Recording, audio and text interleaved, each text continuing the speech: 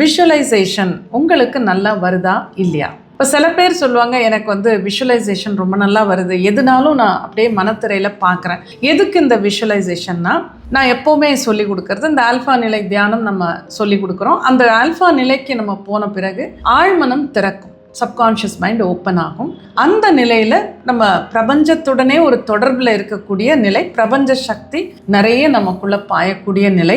அந்த நிலையில் உங்களுக்கு லைஃப்பில் என்ன நடக்கணுமோ, வாழ்க்கையில் என்ன தேவையோ அந்த லட்சியத்தை மனத்திரையில் பாருங்கள். அது நடக்கிற மாதிரி பாருங்கள். டெய்லி பார்த்துட்டே வந்தீங்கன்னா ஆழ் மனசில் பதிஞ்சு பிரபஞ்சத்துக்கு ஒரு செய்தியாக இது போய் உங்கள் வாழ்க்கையில் நிறைவேறுங்கிறது நமது அடிப்படை வகுப்பின் தியரி. ஆல்ஃபா தியானம் அப்படிங்கிற வகுப்பின் தியரி, மெயின் தியரி இதுதான். இதை வச்சு அப்புறம் நம்ம மற்ற வகுப்புகளில் வேறு வேறு டாபிக்ஸ் நம்ம படிக்கும். இப்போ இங்கே வந்து அந்த விஷுவலைசேஷன் அப்படின்னு சொல்லும்போது சில பேர் எப்படின்னா ரொம்ப விஷுவலாக இருப்பாங்க. அதாவது எதையுமே அவங்களால இம்மீடியட்டாக கற்பனை செய்யும்போது டக்குன்னு மைண்டில் வந்துடும் அந்த ஒரு காட்சி. இப்போ ஒரு வீடு வாங்குறோம்னு நினச்சா அவங்களால அதை அப்படியே பார்க்க முடியும், மனத்திரையில் நல்லா தெரியும். அவங்களுக்கு இப்போ ஒரு வண்டி வாங்குறோம், ஒரு பைக் வாங்குறாங்க, இல்லை ஒரு கார் வாங்கணும், அந்த மாதிரி விஷுவலைஸ் பண்ணணும்னு நினச்சாலே அவங்களால அதை பார்க்க முடியும்.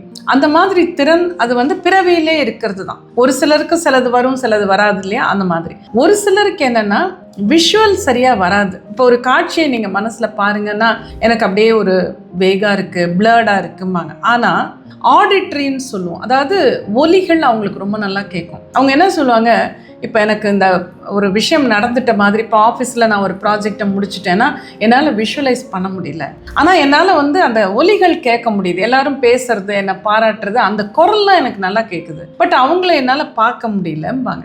இதுவும் சில பேருக்கு எப்படின்னா அந்த ஒலிகள் ரொம்ப நல்லா வரும் விஷுவலைஸ் பண்ணும்போது, ஆனால் அந்த விஷுவலைசேஷன் சரியாக வராது. அந்த மாதிரி இன்னும் சிலர் என்னென்னா அந்த படமாக தெரியும், சில பேருக்கு ஒலிகளாக தெரியுங்கும் போது கைனஸ்தட்டிக்னு இன்னொன்று இருக்குது. அதாவது நம்ம ஒரு கார் வாங்குகிறோம் அப்படிங்கிறத விஷுவலைஸ் பண்ணுறதுக்கு அவங்களால அந்த காரை வந்து பாருங்கன்னா சரியாக பார்க்க வராது.